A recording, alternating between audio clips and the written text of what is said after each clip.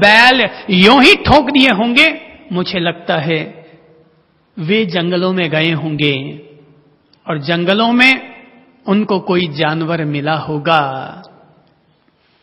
और वो जानवर उनके पास बार बार आता होगा और उस जानवर को उन्होंने बार बार देखा होगा और उसको देख देख कर उन्होंने प्रकृति को समझा होगा और उस प्रकृति को समझ समझ कर अपनी प्रकृति को समझा होगा और इस तरीके से उस जानवर से प्रेरणा लेकर के वो मुक्त हो गए होंगे।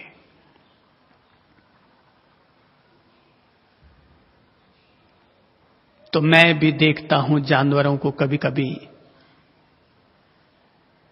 नजर चली ही जाती है।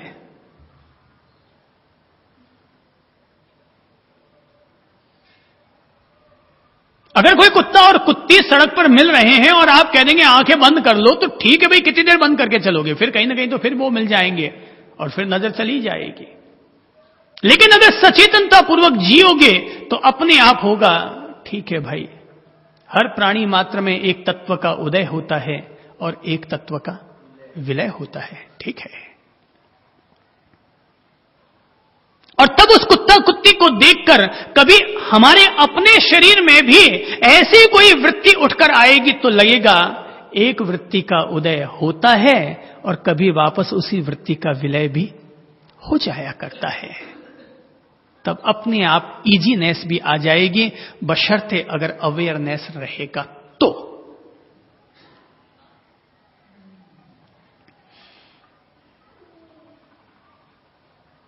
साधना कठिन होती है, मुक्ति कठिन होती है, पर जब तक न समझो तब तक कठिन है और अगर मर्म समझ में आ जाए तो बच्चों का खेल है। बच्चों के लिए कैरम बोर्ड खेलना आसान है ना, ताश खेलना आसान है ना, है आसान है कि नहीं है जी? नहीं, कभी खेलनी चाहिए भाई। नहीं खेलते हैं तो मैंने कब मना किया कि ताश मत खेलो? आप कहते हैं कभी खेलते नहीं है, तो मैंने कभी मना नहीं किया कि ताश मत खेलो, पर यह कठिन है। मुझे अगर ताश खेलना नहीं आता तो मेरे लिए कठिन है, पर जिसको ताश खेलना आता है उसके लिए ताश खेलना आसान है। एक खेल है, उसके लिए कठिनाई कुछ नहीं है, केवल खेल है। ताश के पत्तों की तरह अपन सब एक दूसरे को खेलते रहते हैं, कभी हारते रहते हैं और कभी जीतते रहते हैं और महल बनाते रहते हैं और ताश के पत्तों की तरह ही महल बिखर जाया करते हैं। खेल है, ध्यान एक खेल है। बैठ गए, मस्ती ले रहे हैं, जो है उसकी मस्ती ले रहे हैं। तो अनुपश्यना, विपश्यना, भली भांति देखना, भली प्रकार जानना,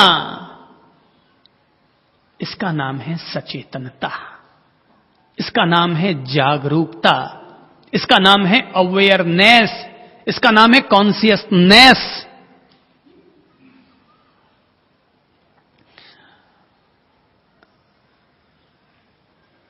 तो बाहर अगर कोई काम करो तो सचेतनता से करना, और भीतर जब ध्यान धरो तो सचेतनता से धरना।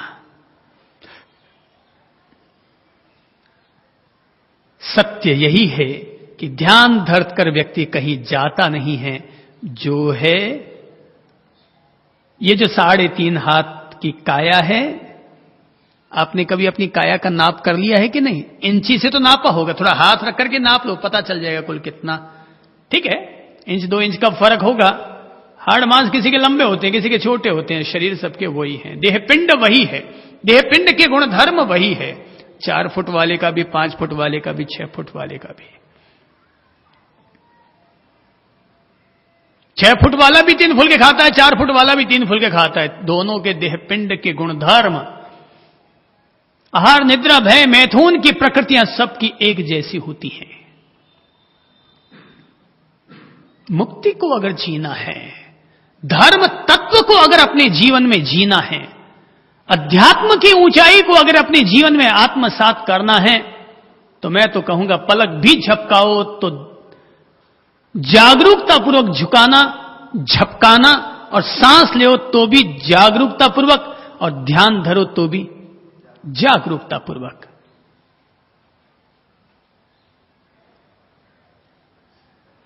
तो ध्यान धरते हैं, और ध्यान धरते हुए करते क्या है कि पहले 10 मिनट तक लंबी सांस लेते हैं और लंबी सांस लेकर के फिर जब लगता है थोड़ी एक लयता आ गई तो अब हमारा ध्यान शुरू हो रहा है और तब हम मंद मंद श्वासोश्वास लें। ध्यान के दौरान शरीर हिलना नहीं चाहिए।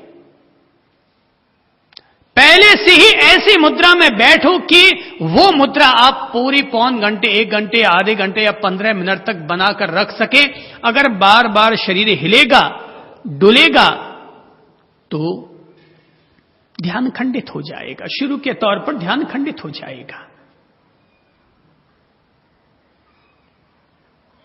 और अगर लगता है कि शरीर थक गया है बैठे बैठे, तो लेटकर ध्यान करना, मगर तभी करना जब आपको लगता हो कि मैं पूरी सचेतनता के साथ लेट करके ध्यान कर सकता हूं, तब तो लेटकर ध्यान करना, वरना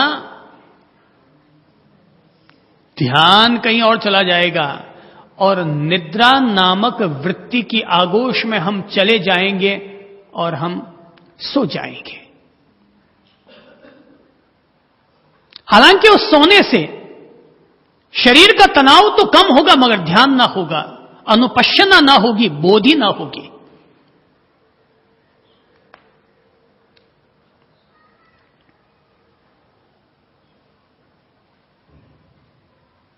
तो मंद मंद श्वासोश्वास लें। 15 मिनट की स्थिरता हो तो 15 मिनट बैठें। आधे घंटे का मन करता हो तो आधे घंटे की स्थिरता रखें। 1 घंटे का मन करता है तो 1 घंटा बैठे। समय से न बांधे ध्यान को, चित्त की एक लयता से बांधे ध्यान को। तो मंद मंद श्वासोश्वास लें और मंद मंद श्वासोश्वास लेते हुए शरीर को स्थिर करके, चित्त को स्थिर करके फिर हम अपने देह पिंड की यात्रा करें। क्या अनुभव में आता है? तो ये है भाई देह पिंड, जिसमें 2 हाथ है, 2 पांव हैं, शरीर में कुछ विशिष्ट केंद्र भी हैं। महसूस होने पर हमें मलाशय का अनुभव होता है, मूत्राशय का अनुभव होता है, लेकिन बाकी की अंदरूनी व्यवस्थाओं का अनुभव नहीं होता। लेकिन शरीर में अपने अपने कुछ खास केंद्र भी हैं जो अपने अपने क्षेत्र का काम संभालते हैं। कि जैसे कि सुषुम्ना नाड़ी तंत्र है, नीचे रीढ़ की हड्डी का निचला तिकोना, वहां पर ये 3 छिद्र हैं, एक सुषुम्ना, दूसरी ईड़ा, तीसरी पिंगला। ये 3 नाड़ियों का केंद्र है और ये रीढ़ की हड्डी का बिल्कुल निचला तिकोना, बिल्कुल बैठक के सेंटर में। और उसी से ही ये सारा नाड़ी तंत्र पांवों तक फैला हुआ है, वो संवेदनाओं को ग्रहण करता है। नाभि भी शरीर का एक विशिष्ट केंद्र है, क्योंकि जब हम जन्मते हैं तो मां की कोख में हमारा पालन और पोषण नाभि के रास्ते ही हुआ करता है। नाभि के रास्ते भी पूरे शरीर का नाड़ी तंत्र जुड़ा हुआ है। बाहर से संबंध कट जाता है, जन्म लेते हैं ना तो बाहर से संबंध कट जाता है, लेकिन भीतर की जो नाड़ियां जुड़ी हुई है, जिससे कि ठेठ मस्तक से लेकर पांव तक का निर्माण हुआ है मां की कोख में, वो सारा नाड़ी तंत्र अभी भी सुरक्षित है। तो अगर हम नाभि पर भी ध्यान धरते हैं तो पूरे संपूर्ण शरीर के नाड़ी तंत्र उससे प्रभावित होते हैं, प्लस मिलता है उससे। हृदय मेन केंद्र है, यह हमारी अंतरात्मा का केंद्र है, यह हमारे दिल का केंद्र है, यह हमारे प्रेम, शांति, करुणा और आनंद का केंद्र है। यह शांति का धाम है, आनंद का तीर्थ है। स्थूल रूप में देखेंगे तो यही फुफ्फुस है, यही फेफड़े हैं। इधर में एक पंपिंग हो रही है, इधर में एक गुब्बारा लगा हुआ है जो कि हवा को लेता और छोड़ता है। पर यह सारा शरीर जिससे संचालित है वो तो ऊर्जा है। ऊर्जा तरंगों से पूरा शरीर व्याप्त है, आत्म प्रदेशों से यह शरीर पूरा व्याप्त है। और साधक स्थूल रूप में भी सूक्ष्म होकर के अपने इन सारे तत्वों को पहचानता है। गला दिखने में एक छोटी सी नली है, परख नली की तरह है, पर इसी में ही तो सारी बोलने की ध्वनियां समाहित हैं। यहीं से सारा सुरीलापन समाया हुआ है, ये दिखने में आंख, कान, गले बिल्कुल एक एक इंच की चीजें दिखाई देती हैं, पर ये 1 इंच की आंख पूरी दुनिया को देख लेती है। ये एक छोटा सा कान का छेद दुनिया भर के शब्दों को सुन लिया करता है। ये छोटी सी नाक पूरी प्राण वायु को भीतर लेकर के और पूरे शरीर को गतिशील बना दिया करती है। और ये दिखने वाली एक 2 इंच 2.5 इंच की लटकती हुई जीभ वो वस्तुओं को भीतर निगल भी लेती है, बोल भी लेती है, सारे काम कर लिया करती है, स्वाद का भी आनंद दे दिया करती है, और स्वाद के कसैलेपन के कारण हमारे मूड को भी खराब कर दिया करती है। स्थूल रूप में यह देह पिंड है, पर सूक्ष्म रूप में कोई भी देह पिंड नहीं है। हर देह पिंड कोई कहीं पृथ्वी धातु का घनत्व है तो कहीं जल धातु का घनत्व है, कहीं वायु धातु का घनत्व है तो कहीं अग्नि धातु का घनत्व है तो कहीं आकाश तत्व का घनत्व है। और ये घनत्व है तब तक ये देह पिंड खड़ा है, और ये घनत्व बिखर जाता है, देह पिंड वापस मिट्टी के कण बन जाया करता है। पर यह सारा घनत्व तभी तक एकत्रित है जब तक इसके भीतर इसको चलाने वाली ऊर्जा और ऊर्जा की तरंग है। चालू भाषा में उसी को आत्मा कहते हैं।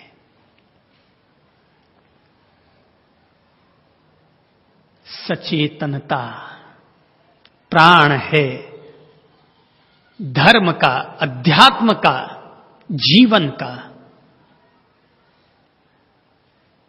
और तो और अगर कोई लड़का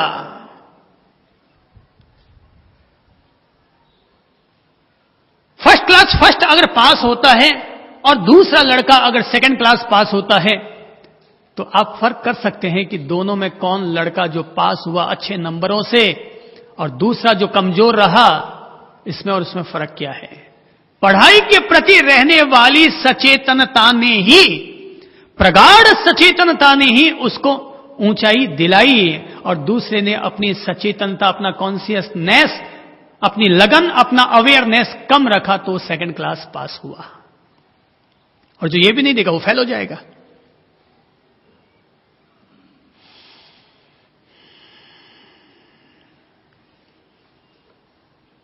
तो मेरे भाई,